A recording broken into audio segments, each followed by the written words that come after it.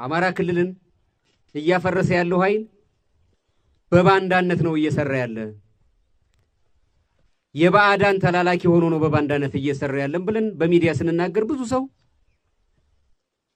ለፖለቲካ ፍጆታ ብለን የምንናገር ይመስለው ነበር። በተግባር የተገለጸ ግን ደብረ ኤልያስ ወረዳ ላይ ነው። ይህን የሚሉት የአማራ ክልል ርዕሰ መስተዳድር አቶ አረጋ ከበደ ናቸው። አቶ አረጋ ከበደ ጽንፈኛ ሲሉ የሚጠሯቸው የፋኖ ኃይሎች 80% የሚሆነው የክልሉ መሬት በማስተዳደር ላይ ስለመሆኑ የዓለም አቀፍ የመገናኛ አውታሮች በመዘገብ ላይ ናቸው። ርዕሰ መስተዳድሩ ምንም እንኳን ጽንፈኛ ሲሉ የሚጠሩት ኃይል የባዕዳን ተልዕኮ አስፈጻሚ ባንዳ ነው ሲሉ ቢደመጡም ይህንን በተናገሩበት መድረክ ተደርጓን በተባለ የሞርተር ጥቃት ለጥቂት ማምለጣቸው ተዘግቧል። በሌላ በኩል የፋኖ ኃይሎች ከክልሉ የዞን ከተሞች ብቻም ሳይሆን ከወረዳ ከተሞችም ጥርግርግ ብለው ወጥተዋል። ደጋፊዎቻቸው መከራቸውን እየበሉ ናቸው እየተባለ ነው። በክልሉ በፋኖ ኃይሎችና በፌዴራል መንግስቱ መካከል የሚካሄደው ጦርነት ድፍን 2 ዓመታትን አሳልፎ 3ኛ ዓመት በማለቅ ላይ ነው። የተከበራችሁ የሚዲያችን ተከታታዮች ሰላም ጤና ይስጥልን። በዚህ መሰናዷችን ርዕሰ መስተዳድሩን ንግግር መነሻ በማድረግ የፌዴራል መንግስቱ ፋኖ ኃይሎችን ማሸነፍ ይችላል ወይስ ይሸነፋን የሚለውን ከታሪክም ከሳይንስና ከተሞክሮም አንጻር አስተንትነነዋን። አብራችሁን ቆዩ። አቶ አረጋ ከበደ በቆይታቸው መንግስታቸው የፋኖ ኃይሎችን ባዕዳን ተልዕኮ ተሸካሚ ባንዳ ናቸው ማለታቸው ለተራ ፖለቲካ ፍጆታ ባይሆንም በኢኮኖሚ እመረዋለሁ የሚሉት ህዝብ ግን እንዳልተቀበላቸው ይናገራሉ። ጽንፈኛ ሲሉ የሚጠሯቸው ኃይሎች የተባሉትን ሆነው የተገኙ ደብረ ኤልያስ ላይ ነው ይላሉ። በተደጋጋሚ አደራድሩን እንደራደር ሲሉ የሚደመጡት ርዕሰ መስተዳድሩ በተለይ ፋኖ ከህወሓትና ከኤርትራ ጋር ሊሰራ ነው መባሉን ተከትሎ ባንዳ በሚል መግለጽ ጀምረዋል። መመሪያው ከፌዴራል መንግስት የወረደ ነው ያሉት ወታደራዊ ምንጩ አማራ ህዝብ ለኢትዮጵያ ስስ ልብ ያለው ህዝብ በመሆኑ በአንዳነትና አርበኝነት እኩል በማቅረብ የመነጣጠያ ዘዴ ነው ይላሉ። የክልሉ መንግስት ነገሩን በለወሳ ስለመያዝ ጫካ ያሉ ወንድሞቻችን የመሳሰሉ ቃሎችን ይጠቀም የነበረ ቢሆንም ከቅርብ ጊዜ ወዲህ ግን በግልጽ ባንዳ ይላቸው ጀምሯል። ምክትል ጠቅላይ ሚኒስትር ከወራት በፊት አማራ በታሪኩ በዚህ ልክ ተላላኪም ባንዳም ሲሆን አይተው እንደማያውቁ መናገራቸው በርካቶችን ፈገግ ያስባለ ክስተት ሆኖ አልፏል። ትላንት ደግሞ የስጋ ዘመዳቸው እንደሆነ የሚነገርለት አረጋ ከበደ የፋኖ ኃይሎችን የባዳ ተላላኪ ባንዳዎች ሲሉ ጠርተዋቸዋል። ምንም እንኳን ከለወሳስ ቃል እስከ ዘለፋ ከክላሽ እስከ ድሮን የዓለም መሳሪያ እየተለዋወጠ መንግስትና ፋኖ የገጠሙ ቢሆንም ፋኖ ኃይሎች ግን ፍንክች ያሉ አይመስሉም። ጸጥታ ኃይላችንም የፖለቲካ አመራሩም ህይወት በእናንተ ውስጥ ነው። እናንተ ቀጥ ማለት አለባችሁ። እንደ ህዝብ እናንተ ቀጥ ካላችሁ እኛ ስራችንን እንሰራለን። ጽንፈኝነት ኢትዮጵያን ያሸንፋት። ሽፍትነት ኢትዮጵያን ያሸንፋት። ዝግጅት ክፍላችን የፌዴራል መንግስቱ የፋኖ ኃይሎችን ለምን ማሸነፍ አቃተው? በተራዘመ ግጭት የህዝቡ ኢኮኖሚ ለማውደም ነው ወይስ አቅም አንሶት በሚለው ጉዳይ ላይ አንድ ወታደራዊ መኮንን ጠይቀውታል። ወታደራዊ መኮንኑም የፌዴራል መንግስቱ ተራዘመ ግጭት የህዝቡን ኢኮኖሚ የማውደም ፍላጎት ቢኖረውም ገቢርነቱ በፋኖ ኃይሎች ላይ የተመሰረተ ነው ይላሉ። አሁን ላይ ባለው ነባራዊ ሀቅ ፌዴራል መንግስቱ የፋኖ ኃይሎችን አቅም መቋቋም እየቻለ አይደለም ይላሉ ምንጩ። ግጭቱ እየተራዘመ በሄደ ቁጥር ታጣቂ ኃይሉ ተሰላችቶ ወይም በሌላ መንገድ ከተበታተነ ግን ተሸናፊው ህዝቡም አሸናፊው ደግሞ መንግስት ይሆናል ባይ ናቸው። በመሰረቱ የግጭቱ መሰረታዊ ምክንያት ፖለቲካዊ ነው የሚሉት ይህ ምንጭ ፋኖ ጠንካራ የሆነ ህዝባዊ መሰረትና ነጥሮ የወጣ የመታገያ ስልት አለው ይላሉ። የመታገያ ምክንያትና ህዝባዊ መሰረት ያለው ኃይል በቀላሉ ማሸነፍ ከባድ ይሆናል ይላሉ። ለፋኖ ኃይሎች ያላቸው ህዝባዊ መሰረት መንግስት በወታደራዊ ኃይል ብቻ ድል እንዲያገኝ እንቅፋት ይፈጥራልም ብለዋል። ትግሉ በህዝብ የሚደገፍ ከመሆኑም ባለፈ የብሔርተኝነት ስሜት ያለው እንደሆነም ያነሳሉ።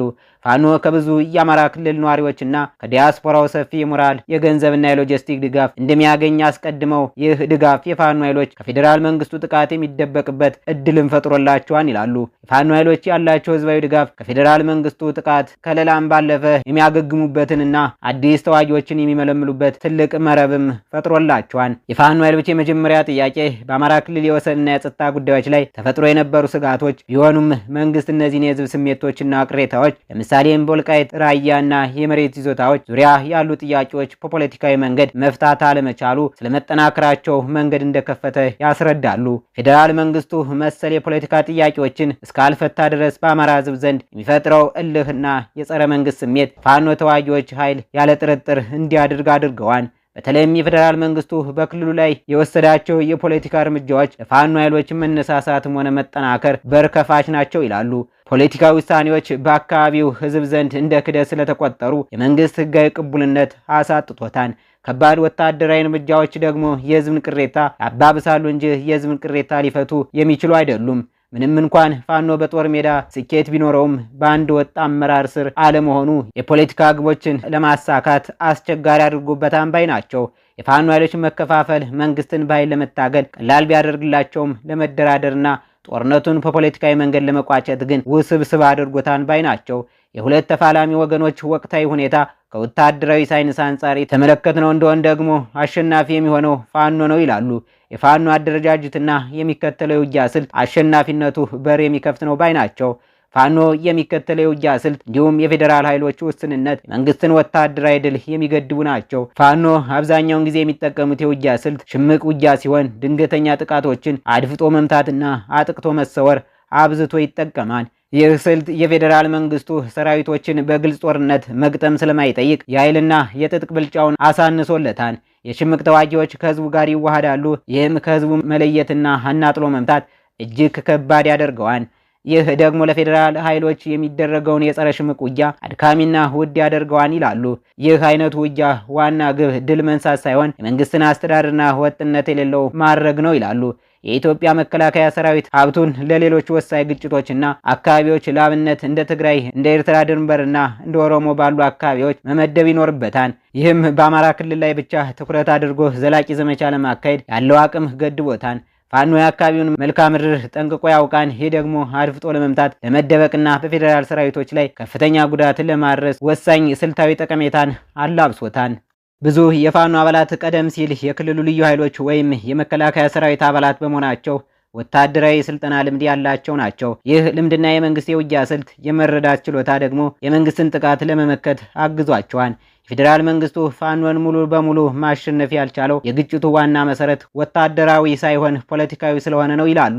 ፌዴራል መንግስት ዋና ከተሞችንና ዋና መንገዶችን በጊዜያዊነት መቆጣጠርና ፋኖን ማስወጣት ቢችልም ፋኖን የህዝብ ድጋፍና የሽምቅ ውጊያ ስልት ሙሉ በሙሉ ማጥፋት ግን አልቻለም ባይ ናቸው። የፋኖ ስልት መንግስትን በአካባቢው አስተዳደሩ እንዳይዘረጋ ማድረግ ነው። መንግስት ግጭቱን ለመፍታት ብቸኛው መንገድ ከፖለቲካዊ ውይይትና የህዝብን ቅሬታዎች መፍታት ጋር የተሳለጠ ስልት መከተል እንደሆነ እምነት አለው። በኃይል ብቻ የሚደረግ ዘመቻ የእርስ በርስ ጦርነት ስጋትን ከማባባስ ውጭ ዘላቂ ውጤት አያመጣም ይላሉ። መንግስት እስካሁን የፋኖ ኃይሎችን ማሸነፍ አልቻለም ማለት ሙሉ ለሙሉ ይሸነፋል ማለት ላይሆን ይችላል የሚሉት ይህ ወታደራዊ መኮንን ግጭቱን በድርድር የሚቋጭበት እድል ሰፊ ነው ባይ ናቸው። ድርድር ምንም ጥያቄ የሌለው አብዛኛውን ጊዜ አሸናፊ የሚያደርገው አገዛዙን ነው። ግን ደግሞ ግጭቱ ውስጥ ያሉ ሁለቱም ወገኖች ለድርድር እንዲቀመጡ የሚገፉ ወሳኝ ምክንያቶች ይኖራሉ ብለዋል። የመጀመሪያው ገፊያት በሁለቱም ወገን የሚሰማ ድካም ነው። ለመንግስት ጦርነት መቀጠል በአገሪቱ የኢኮኖሚ ሁኔታ ላይ ትልቅ ጫና ይፈጥራል። የሀብት ብክነት፣ የጸጥታ ስጋትና ዓለም አቀፍ ተጽዕኖዎች የፖለቲካዊ ዋጋው እየጨመረ እንዲሄድ ያደርጋል ይላሉ። የፋኖ ኃይሎች በበኩላቸው በከተሞች ውስጥ ዘላቂ መሰረት መፍጠር አይችሉም። ለረጅም ጊዜ በሽምቅ ውጊያ መቀጠል በአመራሩ ውስጥ መከፋፈል ሊያመጣ ይችላል። ሌላው ነጥብ የህዝብ ግፊት ነው። በአማራ ክልል ውስጥ የሚኖረው ህዝብ ከግጭቱ ባሻገር በደረሰበት ከፍተኛ ሰብአዊና ኢኮኖሚያዊ ቀውስ ምክንያት ለሰላም ከፍተኛ ፍላጎት እያሳየ መጥቷል። የግፊት ሁለቱንም ወገኖች ወደ ድርድር ጠረጴዛ ሊገፋቸው ይችላል ይላሉ። ሌላው የድርድር ገፊ ምክንያት የውጭ ሀገር ተጽዕኖ የሚባለው ነው። ዓለም አቀፍ አጋሮችና የሰብአዊ መብት ድርጅቶች በኢትዮጵያ ውስጥ ሰላም እንዲመጣ የማያቋርጥ ጥሪ በማድረግ ላይ ናቸው። የገንዘብ ድጋፍና የዲፕሎማሲ ግንኙነቶችን ለመጠቀም ሲባል ወይም ለመጠበቅ ሲባል መንግስት ሰላማዊ መንገድን የመከተል ግዴታ አለበት። ፌዴራሉ መንግስት ከህወሓት ጋር የተኩስ አቁም ስምምነት መፈራረሙ የጦርነት ውዝግቦችን በድርድር መፍታት እንደሚችል አመልካች ነው ባይ ናቸው። ግጭት ውስጥ ያሉ ሁለቱም ወገኖች ወደ ድርድር ለማምጣት ገፊ ምክንያቶች እንዳሏቸው ሁሉ ፈተናዎችም አሉባቸው ይላሉ። ግጭቱን በሰላም ለመቋጨት እድሎች ቢኖሩም የድርድሩን ሂደት ሊያደናቅፏቸው የሚችሉ ከባድ ፈተናዎች ተደቅነዋል። የፋኖ አመራርና ውክልና አለመኖር ቀዳሚ ፈተና ነው። ፋኖ አንድ ወጥ የሆነ የማዕከላዊ አመራር አለመኖሩ አስቸጋሪ አድርጎታል ይላሉ። መንግስት ከማን ጋር ነው የሚደራደረው? ሁሉም የፋኖ ቡድኖች የተፈራረሙነውን ስምምነት የሚለው ጥያቄ የሰላሙን ሂደት የሚያወሳስብና የሚወስን ይሆናል ባይ ናቸው። ሌላው ነጥብ ዋና የሚባሉ የፖለቲካ ጥያቄዎች ለአብነት የወሰንና የማንነት ጥያቄዎች በዘላቂነት አለመፈታታቸው የሚጠቀስ ነው። ፋኖና የአማራ ህዝብ የወሰን ጥያቄዎችን እንደ ወልቃይት ያሉ እንዲሁም የክልል ህጋዊ የጸጥታ አደረጃጀት የሚመለከቱ መሰረታዊ ጥያቄዎች ያሏቸው ናቸው። እነዚህ ጥያቄዎች ከስልጣንና ከፌዴራል ስርዓት ጋር የተያያዙ በመሆናቸው መንግስት በቀላሉ ለመመለስ ይቸገራል። ሶስተኛው ነጥብ የመንግስት ቁርጠኝነት ማጣት የሚለው ይጠቀሳል። መንግስት የፋኖ ቡድኖችን እንደ ህገወጥ ኃይል እስከተመለከታቸው ድረስ ከእነሱ ጋር በፖለቲካ እኩልነት ላይ ተመስርቶ ለመደራደር ያለው ፍላጎት ውስን ነው ባይ ናቸው። የታማኝነት እጦትና የቅድመ ሁኔታዎች የችግሩ ምንጭ ናቸው። በሁለቱ ወገኖች መካከል ያለው ታማኝነት በጣም ዝቅተኛ ነው። ያለፈው የትግራይ ጦርነት ተከትሎ የተፈጠሩ ክስተቶችና በክልሉ የተፈጸሙ የሰብአዊ መብት ጥሰቶች የሁለቱ ወገኖች ጥርጣሬ አባብሶታል። መንግስት ድርድር ከመጀመሩ በፊት የፋኖ ኃይሎች ትጥቅ እንዲፈቱ ሊጠይቅ ይችላል። ፋኖ ደግሞ የፖለቲካ እስረኞችን መፍታት ወይም የፌዴራል ወታደሮች ከክልሉ ወይም ከአካባቢው ማስወጣት እና ሌሎች አሉኝ የሚሏቸው የመታገያ ኬዞች አንስቶ ሊጠይቅ ይችላል። የቅድመ ሁኔታዎች ልዩነት ድርድር እንዳይጀመር እንቅፋት ይፈጥራሉ። ፋኖን ኃይሎች ትጥቅ ማስፈታት፣ ማፍረስና ወደ ማህበረሰቡ ማዋሃድ የሚባለው ሂደት እጅግ በጣም ከባድና ውስብስብ ነው ይላሉ።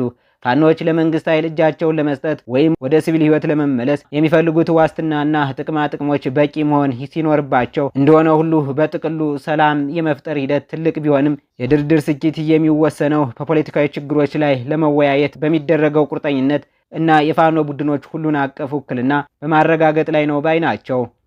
ወታደራዊ መኮንኑ በኃይል ብቻ የሚደረግ ድል እንደሌለው ሁለቱም ወገኖች ከተረዱ የድርድር ጠረጴዛው ብቸኛው መፍትሄ ይሆናል ማለቱን ነግረናችሁ እንሰናበታለን።